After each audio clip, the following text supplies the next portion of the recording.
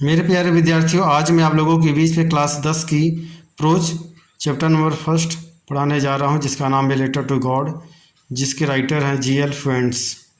It is a story of deep faith in God. In this story, the writer G.L. Fuentes has depicted the faith in God of a simple poor family.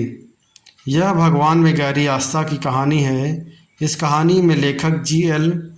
Fuentes ने एक साधारण गरीब परिवार के भगवान में आस्था का चित्रण किया है। It is a story of deep faith in God. एक गरीब परिवार किसान है जो ईश्वर में कितना गहरा अपना विश्वास रखता है, उसी दृश्य को बड़े अच्छे तरीके से G.L. Fuentes ने दर्शाया हुआ है। In this story there is a farmer Lencho who lives in a small house at the top of a hill with his wife and son. इस कहानी में एक किसान है जिसका नाम लेंचो है, जो अपने हु लिव्स मतलब जो रहता है इन ए स्मॉल हाउस, अब छोटे घर में, एट द टॉप ऑफ ले पहाड़ी के एक चोटी पर, विथ हिज वाइफ एंड सन अपने पत्नी और बेटों के साथ। यानी इस कहानी में एक किसान है जो अपने पत्नी और बेटों के साथ एक पहाड़ी की चोटी पर एक छोटे से घर में रहता है। He is poor but N honest and a hard working a farmer. वह गरीब है लेकिन एक ईमानदार और मेहनती किसान है। His crops have always been good this time also. He expects it to be good. He wishes to have a downpour. It started raining in the evening. His crops have always been good. उसकी फसल हमेशा अच्छी रही है। This time also he expected it to be good. He wishes to have a downpour. It started raining in the evening. उसकी फसल हमेशा अच्छी रही है। इस बार भी वह उम्मीद करता है कि अच्छा होगा। वह बारिश चाहता है। शाम को बारिश शुरू हो जाती है। But soon the rain gets changed into hailstorm and his crops of corn gets destroyed. शाम को बारिश जैसे ही शुरू होती है, लेकिन बारिश शुरू होते ही इतना ज़्यादा तेज़ से बारिश होने लगती है, यानी कि ओलावृष्टि होने लगता है। हेल स्टॉर्म यानी कि पत्थर पड़ने लगते हैं बड़े बड़े और बर्फ़ पड़ने लगते हैं, जिससे उसकी मकई की जो फसल होती है वह बर्बाद हो जाती है।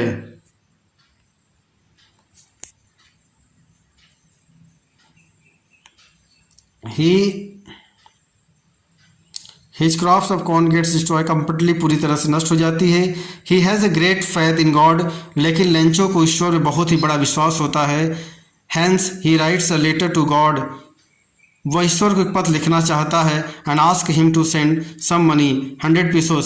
वह ईश्वर से कुछ 100 पैसे मांगने की बात करता है। यानी पत्र में वह ईश्वर से कहता है कि बारिश की वजह से मेरा पूरा फसल बर्बाद हो गया है, जिसकी वजह से मेरा परिवार अब भूखा सोएगा। हमारे पास इस साल कोई फसल नहीं है। इसलिए वह पत्र में ईश्वर से 100 पैसे 100 पीसोस की मांग करता है। The postman shows the strange letter to the post master. जब लेंचो पत्र लिखकर पोस्ट ऑफिस जाता है, वहाँ पर पोस्ट मेल में डालता है। यानी जैसे ही वह पोस्ट ऑफिस पे जाता है, अपने लेटर को डाल कर आता है, तो जो डाकिया होता है, the postman shows a strange letter to the post master. जो डाकिया होता है वह पोस्ट मास्टर को एक अजीब सा पत्र दिखाता है।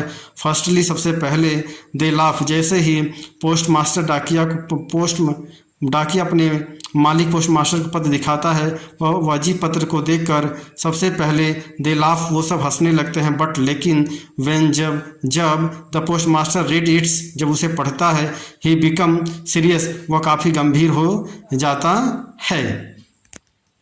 सेकेंड स्टेंजा हम इधर दूसरी लाइन हम देखते हैं कि ही डिसाइडेड. जब पोस्ट मास्टर डाकिये के द्वारा दिए गए पत्र को पढ़ता है, उसके बाद वह क्या डिसाइड करता है, यहाँ हम देखते हैं कि he decides to help Lencho. Post master जो था वह बहुत ही दयालु हृदय का था। वह लेंचो का मदद करना चाहता था। उसने डिसाइड कर दिया कि वह लेंचो का मदद करेगा। He collects money from his employees, वो अपने कर्मचारियों से कुछ पैसा इकट्ठा करता है। एंड फ्रेंड्स, अपने कुछ मित्रों से। He gives A part of his salary, वो अपने वेतन से भी कुछ पैसा मिला देता है, इकट्ठा करता है। But he is able to collect only 70 pieces, लेकिन लेंचो के द्वारा पत्र में मांगे गए 100 पैसों के अलावा सिर्फ उन्होंने 70 पैसे इकट्ठा कर पाए। He packs it into an envelope, वह एक लिफाफे में उस पैसे को पैक कर देता है। आफ्टर फ्यू डेज, कुछ समय के बाद, Lencho comes to collect the letter, Lencho पत्र लेने के लिए आता है। He is not surprise on receiving the letter, वह पत्र को पाकर वह आश्चर्यचकित नहीं करता है, क्योंकि यह संभव है कि ईश्वर को पत्र लिखा जाए, ईश्वर उस पत्र का जवाब दे सके। लेकिन लेंचो उस पत्र को पाकर किसी भी प्रकार के उसके चेहरे पर कोई हैरानी, कोई सिकन नहीं दिखती है। बट लेकिन he collects the money he gets angry, जैसे वह पैसे गिनता है पत्र के माध्यम से, पत्र जब पाता है तो वह पैसे गिनता है, लेकिन उस पत्र में पैसे बहुत कम होते हैं, इसलिए वह क्रोधित हो जाता है।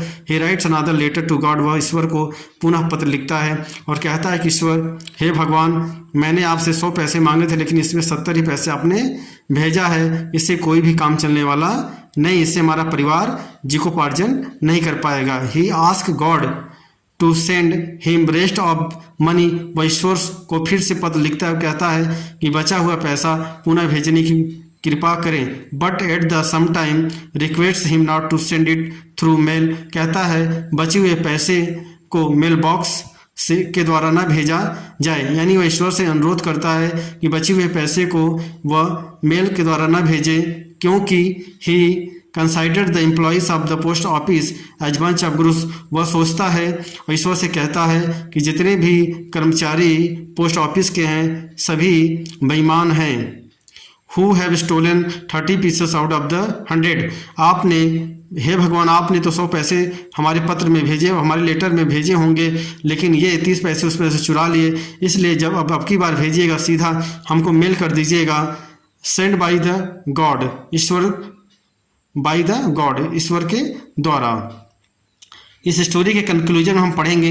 इसका स्टोरी का निष्कर्ष क्या है? Faith in God is always rewarded, भगवान में विश्वास करना ही सबसे बड़ा क्या है? पुरस्कार है। टू इरोनिकल सिचुएशन, यह बहुत ही विडम्बनापूर्ण स्थिति है कि भगवान में विश्वास करना, भगवान से पैसे मांगना और